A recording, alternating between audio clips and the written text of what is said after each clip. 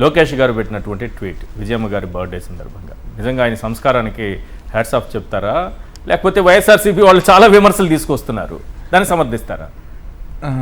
First of all గతంలో పెట్టిన పోస్టులు ఇది చూస్తే ఒక ఇన్మెచ్యూరిటీ నుంచి మెచ్యూరిటీ సైడ్ అడుగులేస్తున్నారని భావించాలి. ఫస్ట్ అంటే తన తప్పు తను తెలుసుకున్నారా, గతంలో చేసినవన్నీ తప్పులని అంగీకరిస్తారా, విజయమ్మ గారి గురించి ఆ విధంగా చేసిన తప్పులు అంటే ఇప్పుడు అంగీకరించి నేను ఈ తప్పులు చేశాను కాబట్టి నన్ను క్షమించమని కదా విజయమ్మ గారిని అడగాలి ఫస్ట్. మీరు గమనించారో లేదో, ఈ ట్వీట్ లోకేష్ గారు పెడితే దాని కింద ఎల్లో బ్యాచ్ ఉంటుంది కదా, విపరీతమైనటువంటి కామెంట్స్, ట్వీట్లు, దూషణలు, బూతులు, ఇంకా దాని కింద ఇవన్నీ. పైనకి మాత్రం ఈయన పెట్టినటువంటి ట్వీట్, దాని కింద మాత్రం అవన్నీ ఉంటాయి. ఇది ఒక స్ట్రాటజీ అనుకోవచ్చా? అంటే వాళ్ళ ఒపీనియన్ ఎలా ఉందంటే సార్, తల్లిని తిట్టినా మన దగ్గర పడి ఉంటారు, ఎన్ని విభేదాలు వచ్చినా మనం మళ్ళీ పిలిస్తే మన దగ్గరకు వచ్చి ఉంటారు. అలాంటి వాళ్ళని ఎక్కువగా చూస్తున్న తర్వాత ఏంటంటే అందరి మనస్తత్వం అలాగే ఉండిద్ది. ఓకే, ఆయన చూసిన తర్వాత అదొకటి. రెండోది వీటన్నిటికంటే ముందు సార్ డైవర్షన్ పాలిటిక్స్. ఓకే, ఈ ఒక పోస్ట్ వేస్తారు, ఈ రోజున రాష్ట్రంలో ఉన్న పరిస్థితులన్నీ పక్కకి వెళ్ళిపోతాయి. ఓకే, మనం అవ్వచ్చు, వాళ్ళు అవ్వచ్చు, డిబేట్ అంతా కూడా డైవర్షన్. ఏంది ఎప్పుడూ లేని వ్యక్తి లోకేష్ గారు ఆల్ ఆఫ్ సడన్ విజయమ్మ గారిని విశేష్ చెప్పటం గౌరవంగా. ఓకే, కింద కామెంట్స్ కూడా అయ్యే ఉంటాయిగా, వాళ్ళకి ఆర్డర్ అసలు ముందు డైజెస్ట్ చేసుకోలేని పరిస్థితి. అవును, ఇక దీని మీద నడిపేస్తారు 2 రోజులు. ఈ రోజు మీరు కానీ ఇందాల సిడిపి పోస్టర్ ఉంది కదా, లోకేష్ గారి ట్విట్టర్ అకౌంట్కి వెళ్ళి మీరు కామెంట్స్ చూడండి. ఓకే బాబు, గుంటూరు గవర్నమెంట్ హాస్పిటల్లో డాక్టర్లు కూర్చోడానికి ప్లేస్ లేదు, పేషెంట్లు సంగతి దేవుడు ఎరుగని పెడుతున్నారు, ప్రాణాలు పోతున్నాయి. లేవు అంటే పోస్ట్ వేయటమే కాదు, పోస్ట్కి ఏదన్నా రిప్లైయో ఆ వచ్చిన కామెంట్స్ యాక్సెప్ట్ చేసి వర్క్ చేయగలగాలి కదా, ఆ మోడేం ఉండదు ఆడ. ఎక్కడికక్కడ ప్రాబ్లమ్స్, రైతులు అవ్వచ్చు, ఒకళ్ళు అయితే కలెక్టరు వీళ్ళు నా దగ్గర లంచాలు అడుగుతున్నారు, నేను ఉరి వేసుకోవటం తప్పితే నాకు దిక్కు లేదు అన్నట్టు కామెంట్స్ విత్ వాళ్ళు డీటెయిల్స్ పెడుతున్నారు. మరి వాటిని అడ్రస్ చేయొచ్చు కదా ఇవన్నీ చేసే బదులు. సో ఇవన్నీ కూడా sir first of all diversion పాలిటిక్స్లో కూడా కేవలం ఇంట్లో ఉన్న కలహాలను కూడా రాజకీయాలకు వాడుకోవాలనుకోవటం. అసలు ప్రజలకు విఘ్నత ఉండాలి సార్. నేనేమంటానంటే సార్, ఎవరి కుటుంబంలో గొడవలు లేవు, చిన్న చిన్న చిన్న ప్రాబ్లమ్స్ ప్రతి కుటుంబంలో ఉంటాయి.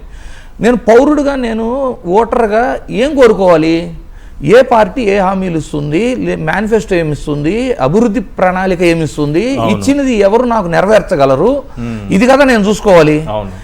ఎడ్యుకేటెడ్ స్టేటు, బాగా ఎడ్యుకేటెడ్ స్టేటు అని మనం చెప్పుకుంటూ మనం ఏం చేస్తున్నామంటే కులాల దగ్గర మతాల దగ్గర ఆగిపోయి, అంటే నేను అభిమానించే పార్టీ తప్పు చేసినా కూడా నేను భరిస్తాను, నేను వాళ్ళకి బానిసలాగా ఉండిపోతాను అనే స్థాయికి వెళ్ళిపోతున్నారు.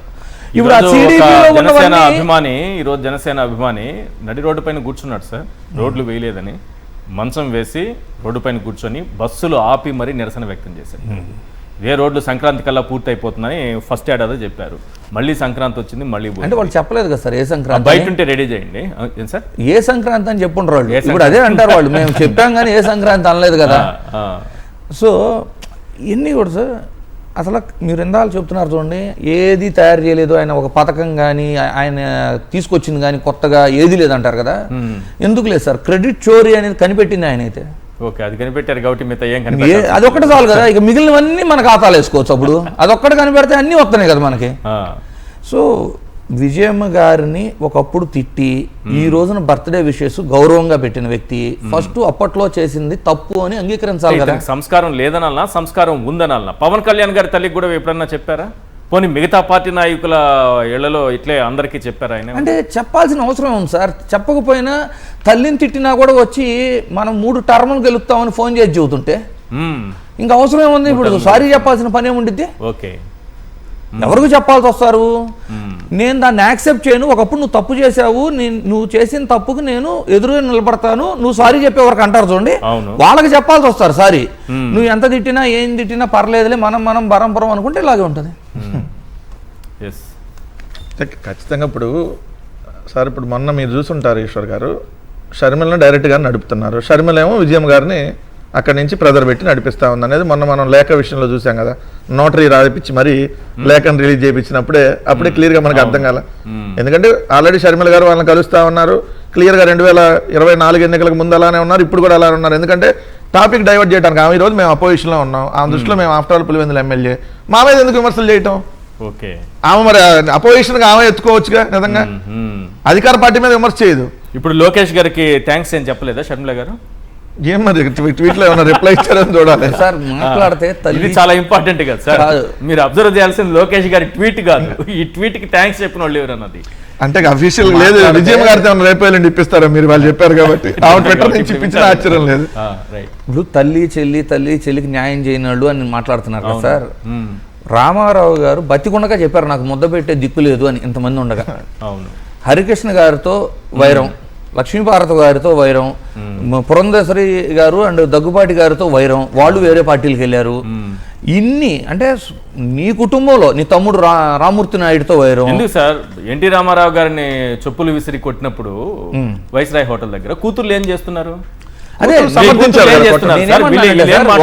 ఒకవేళ ఇలా చూపిస్తే భువనేశ్వర్ గారి గురించి ఎవరు మాట్లాడకూడదు, మాట్లాడితే ఏదో తప్పు అంటారు. కానీ తన తండ్రికి జరిగిన అవమానం గురించి ఆమె ఎప్పుడైనా బయటకు వచ్చి మాట్లాడారా?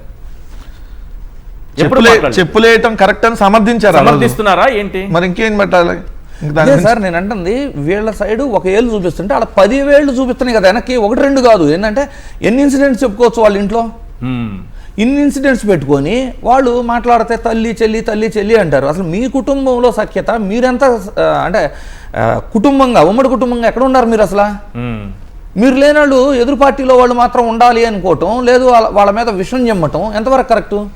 దేశ రాజకీయాల్లో కూడా తీసుకోండి సార్. ఒకే కుటుంబంలో రాజకీయ ఎదుగుదలకి చంద్రబాబు నాయుడు గారు ఉపయోగపడలేదా? ఎక్కడో ఉపయోగపడ్డారు సార్. రామూర్తి నాయుడు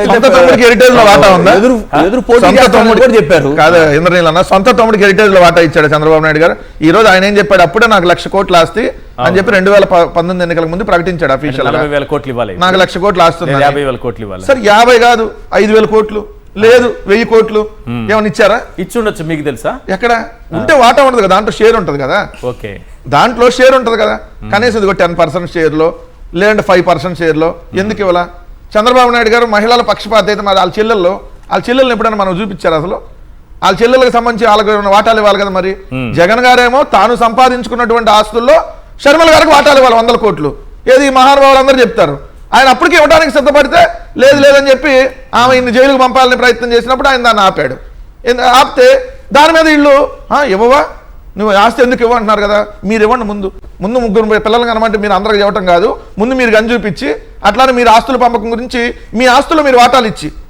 ఇప్పుడు నారా లోకేష్కి సంబంధించి ఏదైతే ఆయనకు వాటాలు కాకుండా మన అతను రోహిత్ ఉన్నాడు కదా, ఈ సినిమా హీరో, నారా రోహిత్ కూడా మరి పంచండి. అతను రాజకీయాలు రాకుండా సినిమా పిచ్చి అతనికి వచ్చేలాగా, అంటే సినిమా ఆ కలర్ అద్దించేస్తే అటువైపు వెళ్ళిపోతాడని ప్లాన్ చేశారని లోకల్ టాక్. చంద్రబాబు నాయుడు అధికారంలో ఉన్నప్పుడే నారా రోహిత్ కి సినిమా అవకాశాలు ఉంటాయి, ప్రొడ్యూసర్లు అప్పుడే ఉంటారు, అపోజిషన్ లో ఉన్నప్పుడు ఉండరు. ఉంటే చంద్రబాబు నాయుడు ఏం సంబంధం సార్? చూస్తే అర్థమైంది. 24 మధ్యలో సినిమాలు లేవు ఆయనకి. ఎన్ని ఉన్నాయి? లేవు, 0. మరి 2014 to 19 ఎన్ని ఉన్నాయి, ఇప్పుడు ఎన్ని వస్తున్నాయి, దానికి సంబంధించి చెప్పాలి కదా. మరి ఇది అర్థమైంది అందరికి. సో క్లియర్ గా ఏమంటున్నా అంటే మీరు అవతల వాళ్ళని విమర్శించేటప్పుడు ముందు మీ దగ్గర నుంచి అదేదో గురువింద కింద సామెతలాగా అది చూసుకొని ముందు మాట్లాడాలి మనం. రైట్, కన్క్లూడ్ చేయండి సార్. సార్, ఒకే కుటుంబంలో రాజకీయంలో ఉన్న వాళ్ళు వేరు పార్టీల్లో ఉంటామో, కుటుంబ కలహాలు ఉంటామో, దేశంలో ఇది మొట్టమొదటిసారి కాదు. ఫస్ట్ ఇందిరాగాంధీ, మేనకా గాంధీ ఒక ఎగ్జాంపుల్. ములాయం సింగ్ వర్సెస్ అఖిలేష్ యాదవ్ నడిచింది ఒక టైంలో.